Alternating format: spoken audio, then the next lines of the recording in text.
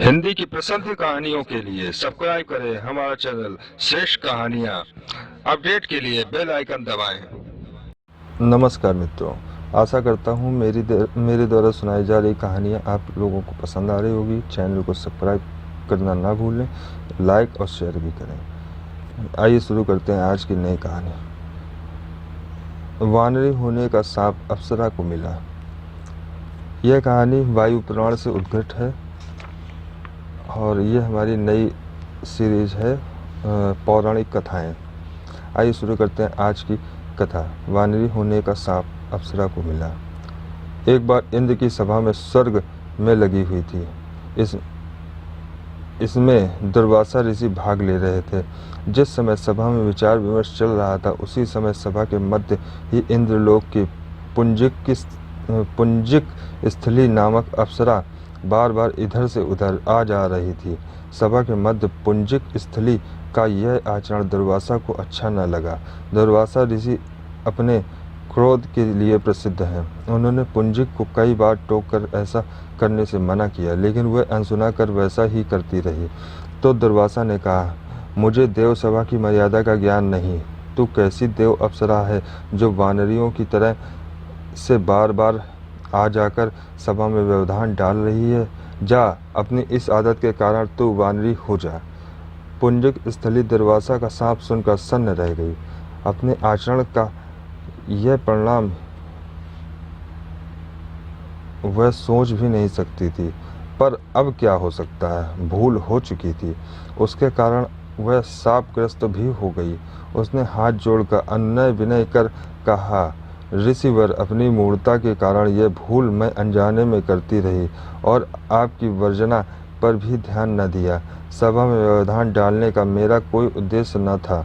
कृपया बताइए, अब आपके इस शाप से मेरा उद्धार कैसे होगा। अप्सरा की विनती सुनकर दुर्वासा पसीजे बोले, अपनी इस चंचलता के कारण अगले जन्म में तू वानर जाति के राजा विरच की कन्या के रूप में जन्म लेगी। तू देव सभा की अप्सरा है, अतः तेरे गर्भ से एक महान बलशाली यशस्वी तथा प्रभु भक्त बालक का जन्म होगा। पुंजिक अप्सरा को संतोष हुआ। पुनर्जन्म में वानरराज विरच की कन्या के रूप में उसका जन्म हुआ। उसका नाम अंजना रखा गया। विवाह योग्य होने पर उसका विवाह वानरराज केसरी से हुआ। अंजना केसरी के साथ सुखपूर्वक प्रभास तीर्थ में रहने लगी। इस क्षेत्र में बहुत शांति थी तथा बहुत से ऋषि आश्रम बनाकर यज्ञादि करते थे। एक बार ऐसा हुआ कि वन में विचरने वाला शंखबल नामक जंगली हाथी प्रमत्त हो उठा तथा वन में उत्पात मचाने लगा। उसने कई आश्रमों को रौंद डाला, यज्ञ वेदियां नष्ट कर दी। उसके भय से भागते हुए अनेक तपस्वी बालक आहत हो गए। कई आश्रम उजड़ गए। कई ऋषि भय के कारण आश्रम छोड़कर चले गए। केसरी को जब शंखबल हाथी की इस उत्पात का पता लगा तो वे आश्रम तथा आश्रमवासियों की रक्षा के लिए तत्काल वहां आए और शंखबल को बड़ी कुशलता से घेर कर उसके दोनों दांतों को पकड़कर उखाड़ दिया। पीड़ा से चिंगाड़ता हुआ वह हाथी वहीं धराशायी हो गया और मर गया।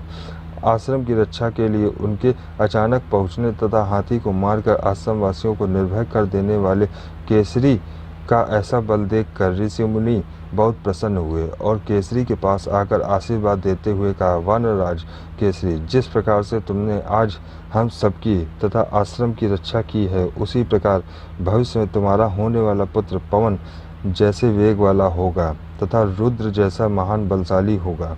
तुम्हारे बल तेज के साथ साथ उसमें पवन तथा रुद्र का तेज भी व्याप्त रहेगा। केसरी ने कहा, ऋषिवरों, मैंने तो बिना किसी कामना के प्रमत्त हाथी को, जो किसी प्रकार वश में नहीं आ रहा था, मारकर आपकी इस यज्ञ भूमि को निर्भय किया है। आपका दिया यह स्वतः आशीर्वाद मुझे सिरोधार्य है। केसरी ऋषियों को प्रणाम कर चले गए। समय आने पर अंजना गर्भ से एक बालक का जन्म हुआ। उसमें अपने बाल्यकाल से ही ऋषियों द्वारा दिए आशीर्वाद का तेज झलकने लगा। आश्रमों में वह पवन वेग की तरह जहाँ तहाँ पहुँच जाता। आश्रमों में विघ्न डालने वाले वन्य जीव जंतु व्यक्तियों को अपने अपार बल से खदेड़ देता है। अपने इस पराक्रम से वह मदमत हो जाता तथा साथियों के साथ वह आश्रमों में क्रीड़ा करने लगता।